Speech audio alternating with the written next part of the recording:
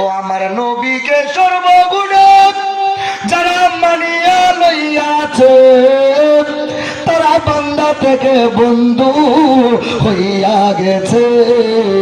তাদের ইহকালেও বই নাই, পরকালেও বই নাই। আমার আল্লাহ কোরআনে কারিমের মধ্যে বলে, আলা ইন্না আউলিয়া আল্লাহি লা খাউফুন আলাইহিম ওয়া লা হুম ইয়াহজানুন।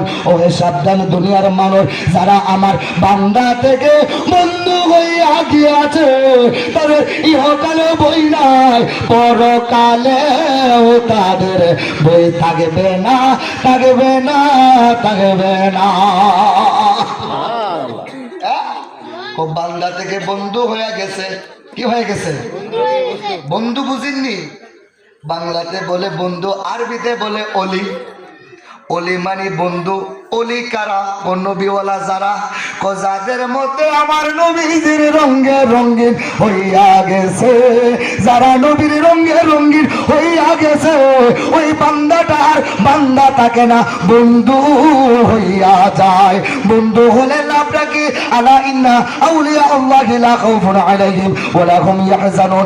যারা বান্দা থেকে বন্ধু হইয়া গেছে তাদের ইহকালেও বই নাই, পরকালেও তাদের বই নাই।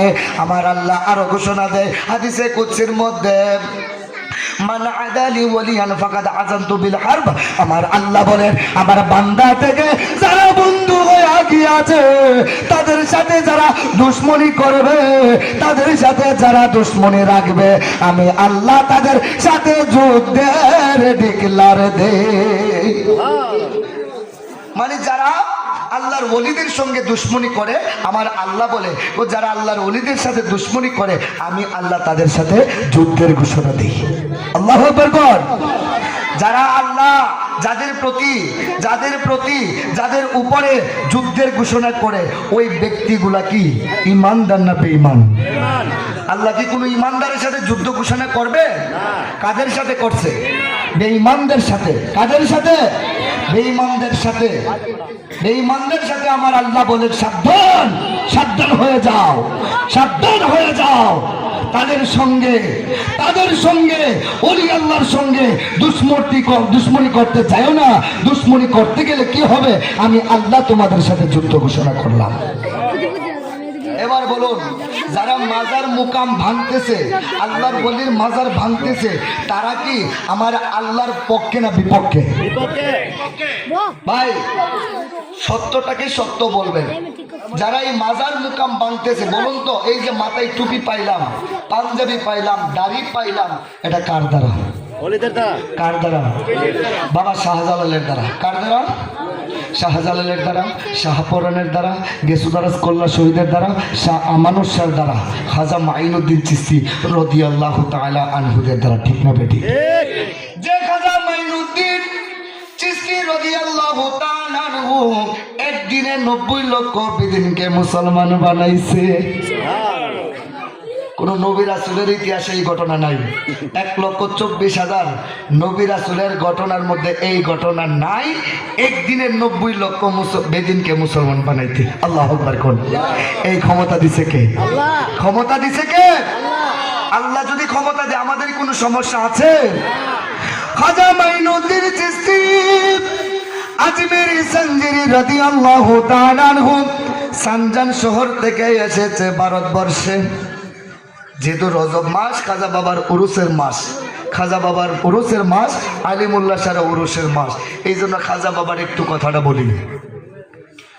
আজমেরে সঞ্জিরি রাদিয়াল্লাহু তাআলা আনহু উনার সফর সঙ্গী নিয়ে আজমিরে রওনা দিয়েছে। আজমিরে গেলেন। অনেক লম্বা ঘটনা, অনেক লম্বা ঘটনা। তখন ছিল ভারতবর্ষের রাজা পৃথ্বীরাজ।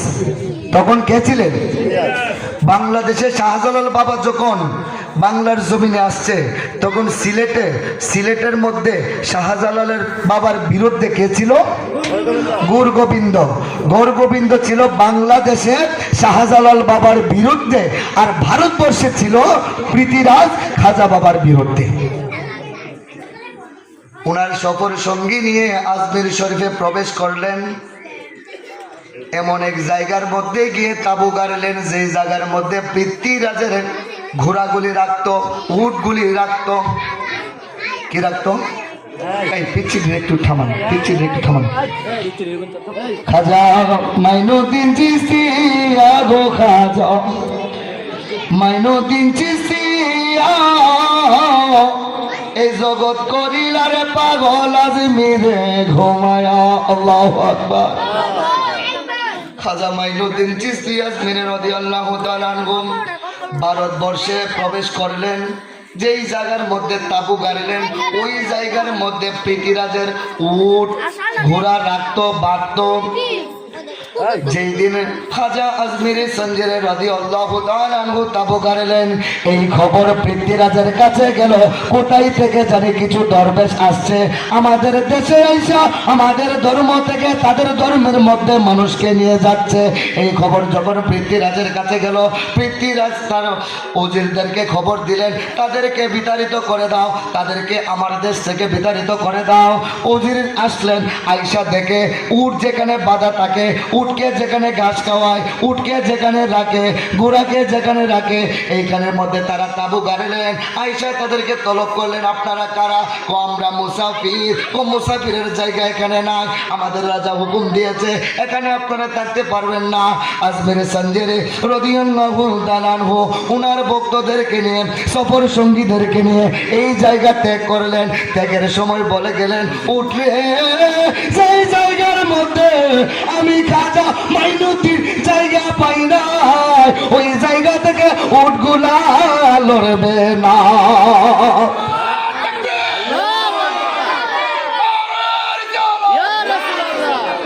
এখন খাজা মাইনুদ্দিন চলে গেলেন, উটগুলা ঘুমাই রইল। পরের দিন সকালে যখন উটগুলাকে রাখাল ব্যক্তি উটগুলাকে উঠানোর জন্য আসছে, উটগুলাকে এনে মাঠে ছড়াবে, এখন তো উঠে না। কি করে না? উট ওঠে না। এই এত টানাটানি করতেছে কিন্তু উট কিন্তু ওঠে না। এই খবর আবার পৃথ্বীরাজের কাছে গেল। পৃথ্বীরাজের কাছে যখন গেল, পৃথ্বীরাজ বলতেছে, বাবারে তাদেরকে এইভাবে শায়েস্তা করা যাবে না। তাদের আসল হাতিয়ার হলো কি, তারা যেহেতু মুসাফির অবশ্যই তাদের পানির প্রয়োজন। না খায় থাকতে পারবে কিন্তু পানি না খায়া থাকতে পারবে না। কি করো? আইনা সাগরটাকে অবরোধ করে দাও। নাউজুবিল্লাহ কোন নাউজুবিল্লাহ কইতেন না। আইনা সাগরটাকে কি করো? অবরোধ করো, তাদেরকে পানি নেওয়া নিষেধ করে দাও, তাহলেই তারা অটোমেটিক চলে যাবে। উজিরের দরবার, উজির আসলেন, আয়সা বললেন, আপনারা এখান থেকে পানি নিতে পারবেন না। ও কেন পানি নিতে পারবো না? কারণ এটা আমাদের রাজার নিষেধ, আপনারা পানি এখান থেকে ব্যবহার করতে পারবেন না। এই খবর খাদেমে আয়সা আবার হুজুরের খাজা মাইনুদ্দিনকে বলল, হুজুর আমাদেরকে পানি নেওয়ার কথা নিষেধ করেছে। তো খাজা বাবা বলতেছে, ভক্তরি পানি নেওয়ার দরকার নাই, তবে এই যে লোটাটা, একটা লোটা হাতে ধরাই দিল, দিয়া বলতেছে, তুমি গিয়া বলো আমরা পানি নেব না, পানি ব্যবহার করবো না, শুধু এক লোটা পানি চাই। আল্লাহু আকবার কোন, আল্লাহু আকবার কোন। এক লোটা পানির মধ্যে কয় কেজি পানি নিবে? একটা লোটা। এখন তো লোটা নাই, বাচ্চারা চিনবে না, মুরব্বী যারা আছেন বুঝেন, লোটা বা বদনা, এটার মধ্যে কয় সের পানি নিবে? মাইনুদ্দিন চিশতি ওনার ভক্তকে ডাক দেয়া বলেন, ও ভক্ত রে, ওই আইনা সাগরের পানির নিচে লোটাটা ধইরা বলবা, খাজা মাইনুদ্দিন চিশতি বলছে পানি এই লোটার মধ্যে ঢুকিয়া যাও। ওনার ভক্ত যখন লোটাটা হাতে নিয়া যাইলেন, বাধা দিলেন, তারা বাধা বললেন, আমরা উজু করব না, গোসল করব না, পানি নেব না, একমাত্র একটা লোটা পানি আপনাদের কাছে চাই। উজির নাজির তারা বুদ্ধি করলেন, এক লোটা পানি নিলে কি হবে, এক লোটা পানি দিয়ে দাও। ভক্ত যখন, খাদেম যখন লোটাটা পানির নিচে রাখলেন আর বললেন, আইনা সাগরের পানি রে, খাজা মাইনুদ্দিন আদেশ করেছে এই লোটার ভিতরে পানি ঢুকা যাও। এই আইনা সাগরের পানিটা ছোট্ট একটা লোটায় ঢুকা গেল। খাজা মাইনুদ্দিন চিশতি আরে খাজা মাইনুদ্দিন চিশতি এই জগৎ করিলারে পাগল আজমিরে ঘুমায়া। আয়না সাগরের পানি নীলা, আয়না সাগরের পানি নীলা একটা লুটাতে বরিয়া রে, এই জগৎ লীলা পাগল আজিমের গো মায়া বলুন আল্লাহু আকবার। এই ঘটনা দেখিয়া একদিনে 90 লক্ষ বেদিন মুসলমান হয়েছে। এটা কি সাধারণ কথা? এটা কি সাধারণ কথা? 1 লোটা পানি, 1 লোটার মধ্যে 5 কেজি না 10 কেজি লইল। এই আয়না সাগরের পানি কিভাবে ঢুকলো? আল্লাহর ওলিরা যদি চা, শুধু আয়না সাগরের পানি না, আল্লাহর সৃষ্টি জগতের সমস্ত পানি একটা গ্লাসের ভিতরে ঢুকাইতে পারে। পারে কি পারে না? যারা শিক্ষিত জেনারেশন আছেন আপনারা জানেন, ছোট ছোট মাঝে মাঝে আমরা মানচিত্র দেখি, ছোট ছোট মানচিত্র। এই মানচিত্রের ভিতরে সারাটা পৃথিবী ঢুকাই রাখছে, আছে কিনা? আছে কিনা? এই ছোট একটা মানচিত্র, ছোট ছোট যে মানচিত্র থাকে, এই মানচিত্রের মধ্যে সমস্ত পৃথিবীটা ঢুকাই রাখছে বিজ্ঞানীরা। এটার মধ্যে আমাদের বাংলাদেশও আছে। বাংলাদেশটা সরিষার মতনও দেখা যায় না, বাংলাদেশটা সরিষার মতনও দেখা যায় না। আচ্ছা বলুন, এইটা যদি সাধারণ মানুষ দ্বারা সম্ভব হয়, আল্লাহর ওলির দ্বারা কি হইতে পারে কি পারে না? গাউসে পাক বলছে, বড় পীর আব্দুল কাদের জিলানী বলছে, আমি যদি সূর্য যেখানে উদিত হয় এখানে যদি থাকি, আর আমার একটা ভক্ত যদি সূর্য অস্তমিত জায়গার মধ্যে থাকে যেখানে ডুইবা যা, ওইখানে যদি আমার ভক্তটা ঘুমের ঘরে তার লুঙ্গিটা পরনের কাপড়টা হাঁটুর উপর উঠে যা, আমি গাউসে পাক আমার নিজ হাত দ্বারা কাপড়টা আমি উঠাই দিতে পারি। সুবহানাল্লাহ। আসতে মনে হয়েছে যে 1-2 কানি দূর মনো। সুবহানাল্লাহ যে কইলেন, বুঝতে কইলেন না তো? সূর্য কোথায় থেকে উঠে কোথায় গিয়ে ডুবে এখন পর্যন্ত এটার কুল কিনারা পাইছে না। হ্যাঁ, বিজ্ঞানরা এখনো কুল কিনারা পাইছে না। আর গাউসে পাক বলতেছে, আমি যদি সূর্য উদিত অবস্থার মধ্যে থাকি, আমার ভক্ত যদি ডুবন্ত অবস্থার মধ্যে থাকে, আমি নিজ হাত দ্বারা ওই লুঙ্গিটা ঢাকা দিতে পারি। কয়েক কানি হবে, কয়েক মাইল হবে, কয়েক হাজার মাইল হবে, কি কর হবে? এদের হাতটা লম্বা করছে কে? আল্লাহ। যারা বান্দা থেকে বন্ধু হয়ে গেছে, আমি তাদের হয়ে গেছি। কি হয়ে গেছি? যারা বান্দা থেকে বন্ধু হইয়া গেছে, আমি আল্লাহ তাদের হইয়া গেছি। তাদের মুখ দ্বারা যেই কথাটাই বলে না কেন, এটাই আমার আল্লাহর কুদরতি মুখ হইয়া যায়। আল্লাহু আকবার। যারা ওলির হইছে, যারা ওলি হয়ে গেছে, আল্লাহ তাদের হয়ে গেছে। এই জন্য অনেক ওলিয়া ওলিয়া আছে, তারা মুখ দিয়া যা বলে তাই হয় কি হয় না? হয় কি হয় না? বহুত আল্লাহর ওলিগণ হুজুরে গৌসে পাক, যিনি এক সময় ইফতারের সময়ের মধ্যে 70 করে ইফতার করতে পারে, ক্ষমতা দিছে কে? আল্লাহ। ক্ষমতা দিছে কে? যে ব্যক্তি একই টাইমে 70 করে থাকতে পারে, ওই ব্যক্তি কি আজকে আমাদের বাংলাদেশে চট্টগ্রাম বিভাগে কুমিল্লা অঞ্চলে ব্রাহ্মণবাড়িয়া জেলা সরাইল থানা কালীগঞ্জে ইউনিয়নের মধ্যে দেখতে পারে কি পারে না? গাউসে পাক দেখতে পারে কি পারে না? ক্ষমতা দিছে কে? আল্লাহ। ক্ষমতা দিয়েছে কে? আল্লাহ। আল্লাহর ওলিদের যদি এতটুকু ক্ষমতা থাকে, আমার নবীর ক্ষমতা কম না বেশি?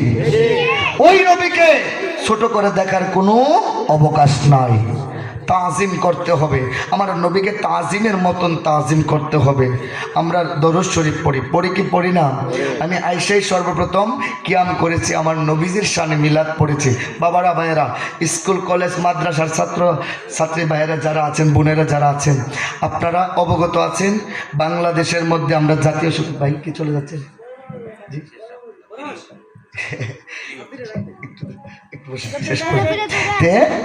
জাতীয় সঙ্গীত গাই কি গাই না? জাতীয় সঙ্গীত কি দাঁড়ায় গাই না বসে গাই? কেন এটা বসে দাঁড়ায় গাবো? এটা কেন দাঁড়ায় গাবো? কয়টা আমার দেশের ইজ্জত। কিসের ইজ্জত? কিসের ইজ্জত?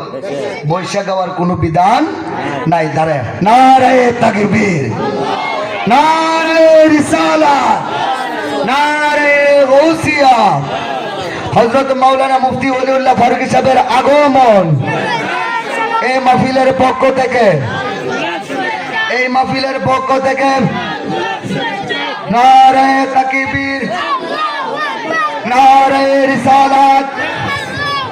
খাজা বাবার দরবার শরীফ, আলিমুল্লাহ শাহ দরবার শরীফ, বলুন মারহাবা।